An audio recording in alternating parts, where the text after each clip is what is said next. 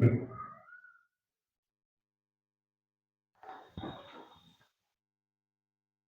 Guys, I am गुलाब शाह और हम लोग पढ़ रहे हैं 11th class economics chapter 6 rural development. तो रूरल डेवलपमेंट है क्या? हमारे जो गांधी जी थे उन्होंने भी एक बात कही थी। वो क्या थी? वो ये थी कि जो हमारे देश की इकोनॉमी है, फ्यूचर है, वो विलेज में परसिस्ट करता है, विलेजेस में है। लाइफ क्या है? सारी विलेजेस है। हमारे देश की जो 2/3 पॉपुलेशन है वो एग्रीकल्चर बेस है, वो एग्रीकल्चर पर डिपेंड है। हमारे देश की 2/3 पॉपुलेशन एग्रीकल्चर डिपेंड है, एग्रीकल्चरल बेस है। एग्रीकल्चर बेस का मतलब क्या है कि जो हमारे देश की 2/3 पॉपुलेशन है, मतलब जो ज्यादा से ज्यादा हमारे देश की 75% जो लोग हैं ना, वो मेनली एग्रीकल्चर एरिया में ही काम करते हैं, विलेजेस में ही है। तो इसलिए हमारे जो देश के विलेज हैं, गांव है, रूरल एरियाज है, उनको डेवलप करना बहुत जरूरी हो गया है। इसमें महात्मा गांधी जी ने एक बात और कही थी, the future of India lies in its village. जो हमारी इंडिया का फ्यूचर है ना, वो इंडिया के विलेजेस में, गांवों में है। पर उन्होंने ऐसा इसलिए ही तो कहा था क्योंकि हमारे देश की जो 75 पॉपुलेशन है वो एग्रीकल्चरल बेस्ड है। जैसे कि development of human resources including, जैसे कि डेवलपमेंट ऑफ ह्यूमन रिसोर्सेज का क्या मतलब है? जैसे कि मैं अभी तक आपको 9th क्लास 10th क्लास और अभी तक के लेक्चर में जो भी सब कुछ पढ़ाती आई हूँ ना, वही रूरल डेवलपमेंट से आपको आइडिया लग रहा होगा। रूरल डेवलपमेंट है क्या? लिटरेसी, एजुकेटेड होना बहुत जरूरी है। मोर स्पेसिफिकली फीमेल एजुकेशन क्या है? लिटरेसी की आवश्यकता है, ठीक है, रूरल डेवलपमेंट के लिए। Female literacy, education and skill development, female literacy होनी चाहिए,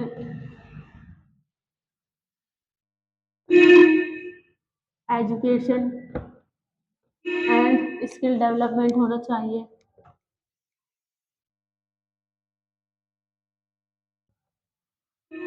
अगर हम हमारे जो गांव है वहां पर लड़कियों को, औरतों को पढ़ाया जाएगा तो उन्हें अपनी फैमिली को रन करने में, चलाने में आसानी होगी और वो कुछ ना कुछ काम भी अच्छा कर पाएंगी।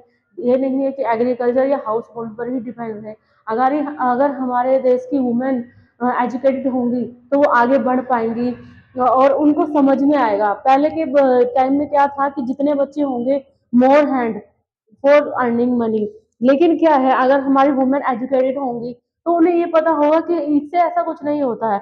अगर हम एजुकेशन को आगे बढ़ाएंगे, फीमेल्स को आगे बढ़ाएंगे, तो उन्हें अपनी फैमिली को चलाने में, बच्चों को आगे बढ़ाने में उन्हें ये पता रहेगा कि हमें 2 बच्चों से या 1 बच्चे से ज्यादा नहीं चाहिए, हम इससे ज्यादा बच्चे नहीं पाल सकते।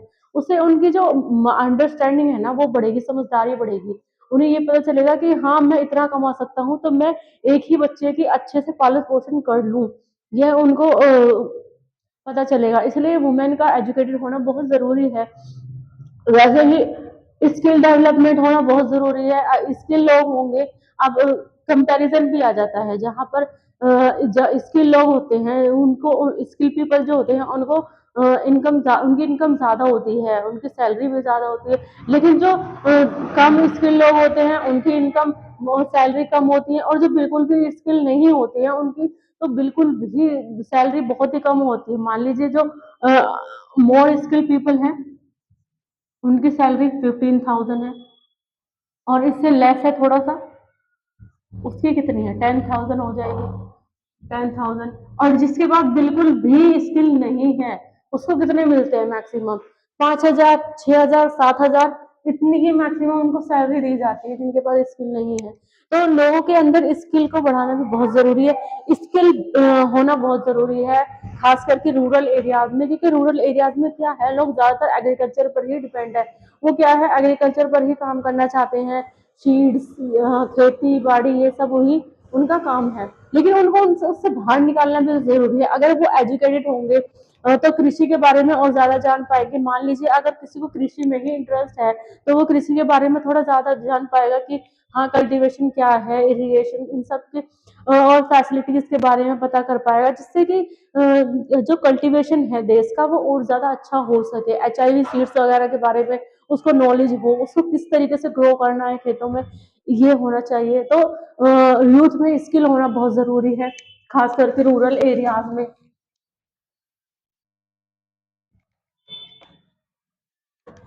ठीक है गाइस।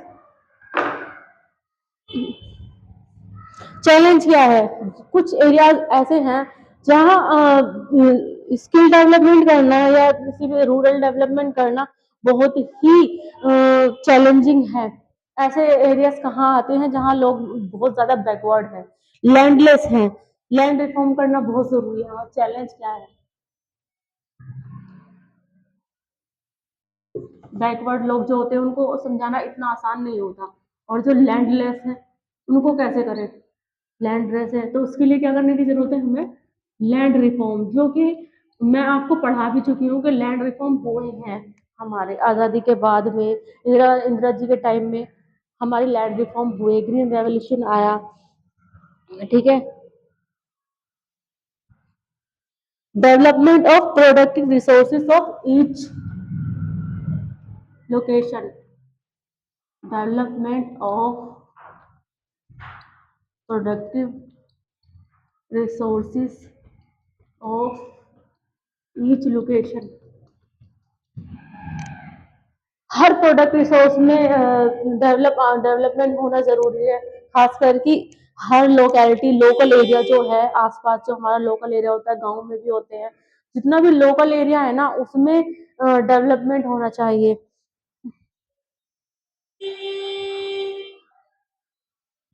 हमारा जो असेंशियल फोकस है वो किस पे होना चाहिए, एक्शन पे और डेवलपमेंट पे। हमारा जो आवश्यक, जिस चीज की आवश्यकता है ना, असेंशियल फोकस जो है हमारा, वो हमारा डेवलपमेंट और एक्शन पे होना चाहिए कि विकास किस तरीके से कर सकते हैं, हमें इसके ऊपर क्या एक्शन लेना है, किस तरीके से हम इसको ग्रो कर सकते हैं। तो एक्शन और डेवलपमेंट पे हमारा मेजर फोकस होना चाहिए। हमारे देश के मतलब जो भी उस गांव को चला रहा है, प्रधान या जो भी है, वहाँ के लोगों से बात करनी चाहिए, उनको समझाना चाहिए। ठीक है,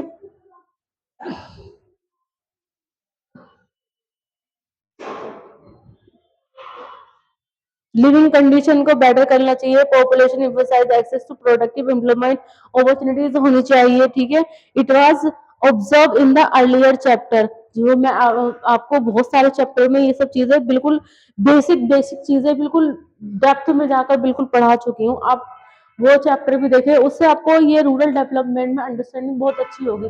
रूरल डेवलपमेंट का मतलब ही यही है कि जो गांव है उनका विकास किया जाए, और हो भी रहा है। पहले के टाइम में गाँव में इतना विकास था नहीं, आज के टाइम में अच्छी सड़कें हैं, अच्छा रहना सहना है लोगों के पास। आज के टाइम में जो शहर में नहीं है ना, वो गांव में है। गांव में हर चीज है, हर तरीके का डेवलपमेंट आया हुआ है। आज के टाइम में जो पिछले टाइम में हमारे जो विलेज थे वो मोर डेवलप नहीं थे, लेकिन अब है। वहाँ 24 घंटे लाइट आती है, लेकिन शहर में ऐसा नहीं होता। यहाँ के 3-3 4-4 घंटे, बहुत बार ऐसा होता है गर्मियों के टाइम में खास करके 3-3 4-4 घंटे के लिए लाइट चली जाती है। लेकिन गांव में आज के टाइम में बिजली भी है, इलेक्ट्रिसिटी भी है, डेवलपमेंट भी है, इंफ्रास्ट्रक्चर भी है, और वर्क भी है। ठीक है, रूरल बैंकिंग, बैंकिंग का पूरा चैप्टर मैंने आपको समझाया। रूरल बैंकिंग क्या है, जब हमारे रिफॉर्म आए तो बैंकिंग भी आई, उसके साथ लोगों को समझाया गया, अवेयर किया गया। पहले गवर्नमेंट बैंक आए, उसके बाद गवर्नमेंट बैंक में प्राइवेट बैंक को मर्ज किया गया। फिर उन लोगों ने जैसे गवर्नमेंट बैंक को चैलेंज करना शुरू किया, तो जो हमारी गवर्नमेंट बैंक है उनकी भी एफिशिएंसी बढ़ गई, क्योंकि प्राइवेट बैंक का क्या मोटिव होता है, प्रॉफिट कमाना ही उनका मोटिव होता है। लेकिन जब उन्होंने प्राइवेट बैंक ने हमारे गवर्नमेंट बैंक को चैलेंज करना शुरू किया, तो उनकी इफिशियंसी और ज्यादा बढ़ गई, वो और ज्यादा अच्छी हो गई। अब इफिशियंसी भी उनकी काफी अच्छी हो गई है। ठीक है, एक Kudumbashree, Kudumbashree is a women oriented community, एक कुदुम्बश्री वुमेन ओरिएंटेड कम्युनिटी है based on poverty reduction programme being implemented in Kerala. वो कहाँ है, कहाँ पर इम्प्लीमेंट हुई है, केरला में। Kudumbashree community, women oriented community, इसमें 1995 में, इन year 1995 A thrift of credit society was started as a small saving banks of poor women. जो औरतें होती हैं वो क्या करती हैं, अपने घर के खर्च से छोटा छोटा थोड़ा थोड़ा करके आज 10 रुपए बचाए, कल 100 रुपए बचाए, स्मॉल सेविंग्स करती हैं। तो ये कुदुमश्री जो स्कीम है, वुमेन ओरिएंटेड कम्युनिटी जो है, ये वुमेन ओरिएंटेड है। ये 1995 में स्टार्ट हुई, जिसमें क्या हुआ, जो वुमेन, हमारी जो वुमेन थी, उनके जो उनको बैंक में अकाउंट खोला गया, वो छोटी छोटी अपनी सेविंग वहां करने लगी। ठीक है, वो वुमेन्स के लिए हुआ था, जिससे वो अपने कोई भी, जैसे वुमेन्स को हमेशा ज्यादातर औरतों को ये आदत होती है पैसे जमा करने की। मैं भी एक औरत हूँ, मुझे भी है। हर औरत को पैसा जोड़ने की आदत होती है, हर वुमेन को, हर लेडी को, चाहे वो छोटी उम्र से ही हम लोगों को आदत होती है कि हमें पैसे जमा करना होता है। हम उस पैसे का इस्तेमाल तब करते हैं जब हमें बहुत ज्यादा जरूरत होती है, या फिर हमारी फैमिली में किसी को नीड होती है। तो ये जो कुतुबश्री कम्युनिटी थी, ये वुमेन ओरिएंटेड इसीलिए बनाई गई थी, और ये सिर्फ वुमेन्स के लिए ही, ये केरला में इम्प्लीमेंट हुई थी, एंटायर कंट्री में नहीं, सिर्फ केरला में इम्प्लीमेंट हुई थी। एक होता है agriculture market system. Agriculture market system क्या होता है? एग्रीकल्चर मार्केट का मतलब है, जो भी सीड्स या फिर जो भी एग्रीकल्चर में ग्रो हुआ है, जिसकी चीज की भी ग्रोथ हुई है, व्हीट है, राइस है, पल्सिस है, जो भी है, उसको उसको मार्केट में ले जाना, मंडीज जिसे बोलते हैं, मंडीज वगैरह में ले जाना, और उसको एंटायर कंट्री में पहुंचाना। तो ये होती है एग्रीकल्चर मार्केट। ठीक है, इसका पहला स्टेप क्या होता है? Regulate the market plan of clean transport and simple marketing strategy. Clean transport मतलब साफ सुथरा ट्रांसपोर्ट होना चाहिए ले जाने के लिए, और अच्छी सिंपल, बिल्कुल सिंपल इजी मार्केट होनी चाहिए। इसका फर्स्ट स्टेप ये था। और सेकंड था, the second major was the procurement process like transportation facilities. Transportation जो फैसिलिटीज है हमारी, वो अवेलेबल होनी चाहिए, जिससे कि आने जाने में, और जो भी सामान एग्रीकल्चर में हमने जो भी क्रॉप लगाई है, जो ग्रो हुआ है, उसको लाने ले जाने में की सुविधा अच्छी होनी चाहिए। वेयर हाउसेस होने चाहिए उनको चीजों को ले जाकर रखने के लिए, ताकि वो अगले दिन मार्केट में कोल्ड स्टोरेज, आज के टाइम में कोल्ड स्टोरेज है, गोडाउन्स है, एंड प्रोसेसिंग यूनिट है। जो उस टाइम पे ये सब चीजें की गई थी, वो आज हैं। ठीक है, थर्ड था डिसाइड फेयर प्राइस। जो प्राइस है ना, वो स्टेबलाइज होना चाहिए और फेयर होना चाहिए, जिससे कि जो कंज्यूमर है उसे खरीद सके, उसके बजट में हो जो प्राइस है। और जो किसान है जिसने क्रॉप ग्रो की है, मतलब ट्रांसपोर्टेशन का खर्चा है, गोडाउन है, सबका जो खर्चा रख कर, ना तो ज्यादा महंगा हो और ना ही ज्यादा सस्ता हो। ठीक है, उनको भी बेनिफिट हो, उनका भी मजदूरी निकल जाए, और कंज्यूमर उसे खरीद भी पाए, अच्छे से कंज्यूम भी कर पाए। तो फेयर प्राइस होना चाहिए। ठीक है, लेटेस्ट वन क्या है policies? Guarantee of minimum support price, MSP, for agriculture product. MSP introduce हुई है फॉर एग्रीकल्चर प्रोडक्ट के लिए। ठीक है, storage of surplus stock of wheat and rice by Food Corporation of India. ये भी implement, distribution of food stable and sugar through PDS system. PDS system आया हमारे देश में। ठीक है, एग्रीकल्चर मार्केटिंग हुई। ठीक है गाइज, तो ये है हमारा आज का टॉपिक। नेक्स्ट टॉपिक अगली क्लास में। आज का हमारा टॉपिक यहीं तक था।